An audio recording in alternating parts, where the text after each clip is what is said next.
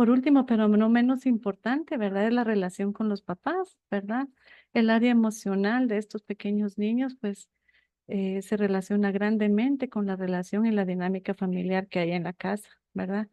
Entonces, si en el hogar, pues, es un hogar disfuncional donde hay golpes, donde hay gritos, pues, los niños van a verse afectados eh, emocionalmente, ¿verdad? Y neurofuncionalmente también por las oleadas altas de cortisol que van a generar sus cerebros al sentirse en riesgo, ¿verdad? Y entonces los niños pueden también repetirlos o imitarlos, lo que han aprendido de los padres, ¿verdad? Las conductas, porque nosotros somos los modelos a seguir de ellos, ¿verdad?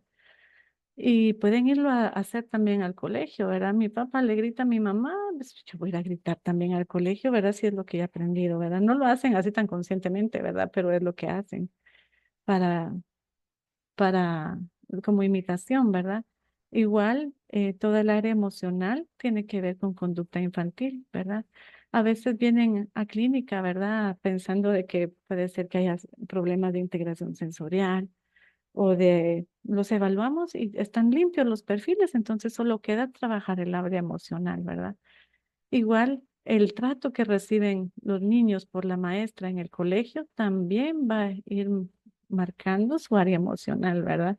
Si la maestra es una maestra que no tiene paciencia y le dicen, ay, es que tú no aprendes rápido, ay, es que tú ya estoy cansada de ti, porque realmente los niños con eh, trastornos del neurodesarrollo realmente necesitan atención personalizada y muchas veces los docentes con otros 30 niños en el aula pues no tienen la oportunidad, ¿verdad? Ya ni que fueran Superman, ¿verdad? O la Mujer Maravilla para poder lidiar con los 30 niños y aparte con niños con trastorno del neurodesarrollo, ¿verdad? Y se comprende, ¿verdad? Pero realmente toda la forma en que se ha tratado en el colegio y en la casa en los niños pues van a afectar también todo lo que es su conducta y incluso su desempeño académico, ¿verdad? Entonces, ¿por qué no entender, verdad? Que cada niño, pues realmente es el conjunto de los factores que ha vivido desde que estaba en el útero de su mamá hasta la fecha, ¿verdad? Pasando por toda la carga perinatal, por toda la carga epigenética y genética, pasando por la madurativa y funcional, todo lo que tiene que ver con aprendizajes, lo emocional, ¿verdad? Y todos los hábitos, ¿verdad? Esos niños, pues son ese mix, ¿verdad? Como que ese revoltijo de todos estos factores y realmente lo que llega a la clase o al aula es el resultado de todo eso. Entonces hablemos para poder ponerlo ya en contexto, ¿verdad? Hablemos de este pequeño niñito. Les presento a Juanito. Juanito es un niño súper inquieto de 6 años, ¿verdad? En casa ya los papás ya no saben qué hacer porque realmente él se mantiene tirándose de un sillón a otro, corre para allá, pasa aventando a todo el mundo, es agresivo porque patea y muerde. La cosa es que no tienen un segundo de paz los papás en casa, ¿verdad? Hasta ellos mismos se están peleando porque se echan la culpa unos con otros de la situación que tiene, de la condición que tiene su hijo. Cuando llega al colegio, pues la maestra pues trata pues, de atenderlo con el resto de niños, pero el Juanito pues realmente no colabora.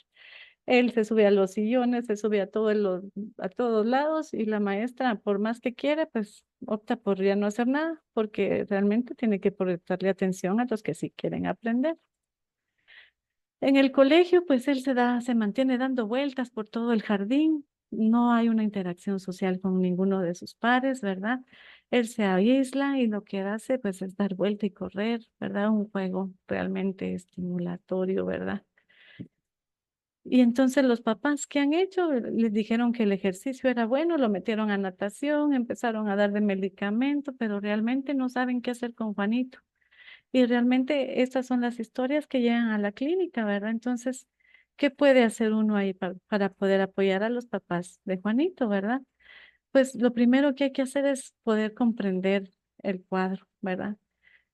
Cómo fue sus antecedentes familiares, ¿verdad? Cómo fue su maduración, su embarazo, cómo es el ambiente y la dinámica familiar, cómo lo tratan, si es amado, eh, si le dicen groserías, ¿verdad? Porque también los papás cometemos errores, ¿verdad? Realmente tener un niño con necesidades especiales en casa o neurodiversidad o trastornos del neurodesarrollo es una carga bien, bien difícil, ¿verdad? Que solamente quienes hemos estado ahí nos podemos dar cuenta de la pesada carga que es. Y no es porque no los amemos, sino que realmente porque somos seres humanos que manejamos tal vez culpas, ¿verdad? Manejamos eh, mucha frustración e impotencia al ver de que todos nuestros esfuerzos a veces no son suficientes, ¿verdad? Entonces, también nuestra área emocional se afecta, por supuesto, ¿verdad? Porque llegamos a llegar al cansancio, ¿verdad? Al desgano, a la depresión y por ende rematamos con ellos también. Y es de humanos, pues reconocerlo, ¿verdad? Nadie es Superman para poder lidiar con todo junto, pero también, también su área emocional se puede ver afectada por también la forma en que los papás se sienten, ¿verdad? Y los hábitos alimenticios y de sueño y de ejercicio que este niño pues tiene, ¿verdad? Entonces, los docentes son quienes detectan en la mayoría de los casos la sintomatología manifiesta en las afecciones del neurodesarrollo. ¿Por qué? Porque muchas veces los papás estamos muy ocupados tratándonos de hacernos los locos, como decimos aquí en Guate, ¿verdad? Para no ver lo que es evidente, ¿verdad? Tal vez ya nos dimos cuenta que no habla fulanito, ¿verdad? Pero hay que dejarles el tiempo porque así dijo el pediatra, ¿verdad? Ya tiene 5 años, pero ¿qué vamos a hacer? Pero si no habla, ¿verdad? O no tenemos otro niño con quien compararlo en casa, somos madres primerizas, ¿verdad? Entonces todo eso pues pasa por alto o lo queremos dejar pasar por alto. O tal vez eh, nuestras carreras como profesionales van mejorando y realmente ahorita quiero ser profesional y no quiero ser mamá, ¿verdad? Entonces es difícil, pero es cierto, ¿verdad? Entonces los primeros que se dan cuenta son los docentes, ¿verdad? Porque se están dando cuenta que los niños no van a nivel académico como deberían y su conducta no ayuda en nada. Entonces son ellos los que van a referir a que se hagan algunas evaluaciones. Para que un niño pueda aprender, ¿verdad? Tiene que tener su cerebro maduro, ¿verdad? A nivel de funcionamiento cerebral. ¿Y cómo se manifiesta un cerebro maduro? Es en un estado de alerta y calma, ¿verdad? Que pueda sentarse en calma, poner atención, ¿verdad? Y poder aprender sin conductas disruptivas, que no se levante a cada rato, que no grite, ¿verdad? Que no somate cosas, ¿verdad? Que empiece a seguir buen seguimiento de instrucciones, ¿verdad? Que cuando estén en clase, pues ellos logren copiar a su cuaderno o que logren hacer lo que le requiere la maestra. En fin, un cerebro listo para aprender, con buenas funciones ejecutivas, es decir, con un control inhibitorio desarrollado, también flexibilidad cognitiva, con las habilidades de ideación, planeación, ejecución, ¿verdad? Y supervisión de la tarea, que es lo básico para empezar a aprender en el colegio, ¿verdad? Entonces es ahí donde nosotras como terapistas, ¿verdad? Debemos hacer equipo con las mamás, ¿verdad? Para poder poner en práctica todos nuestros conocimientos y el amor de las mamás para poder, o y los papás, ¿verdad? Sin dejarlos afuera, para poder pues hacer lo mejor que se pueda por ese niño que realmente está necesitando de ese apoyo en la escuela, ¿verdad? Entonces, ¿qué pasa con todos esos niños que no logran tener la maduración necesaria para poder aprender? Es cuando empiezan a evaluarse, ¿verdad? Y empiezan a llenar listas de cotejo, cuando empiezan a pasarse pruebas con el fin de dar un diagnóstico, ¿verdad? Un diagnóstico basado en manuales de diagnósticos y lamentablemente un diagnóstico que va también a estigmatizarlos, ¿verdad? Esto no pasaría así si realmente todos supiéramos que todos somos diferentes, ¿verdad? Que supiéramos que cada cerebro madura a diferentes etapas, en diferentes etapas, si pudiéramos comprender de que no es malo ser diferente a los demás, ¿verdad? Pero lamentablemente, pues el ser humano, lo que no conoce, pues lo hace a un lado, ¿verdad? Le da miedo, ¿verdad? Y puede ser ignorante también y emitir algunos juicios que realmente vienen a hacer sentir mal a las personas, ¿verdad? Y entonces es aquí donde entra realmente lo que es el concepto de neurodiversidad. La neurodiversidad, pues no es así como un diagnóstico clínico que se dé, ¿verdad? La de neurodiversidad es un movimiento, ¿verdad? Que se inició hace algunas décadas y engloba todo lo que son las diferencias en cuanto a aprendizaje, conducta y desarrollo de las personas se deben al funcionamiento cerebral individual. Es decir, todos somos diferentes y no hay dos cerebros iguales, ¿verdad? Este movimiento pues empezó con una persona, una señora de apellido Singer en el 1997, en un libro que escribió en una tesis que se llamaba Neurodiversidad, el nacimiento de una idea, ¿verdad? Realmente ella es la tercera generación de tres mujeres, ¿verdad? La abuela, la madre y ella.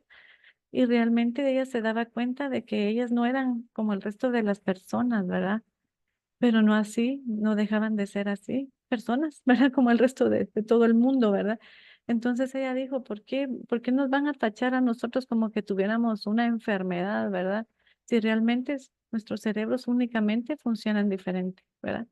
Entonces empezaron a tomar este término neurodiversidad para hablar de todas las personas con autismo en el principio, ¿verdad? En los años 1997 para allá.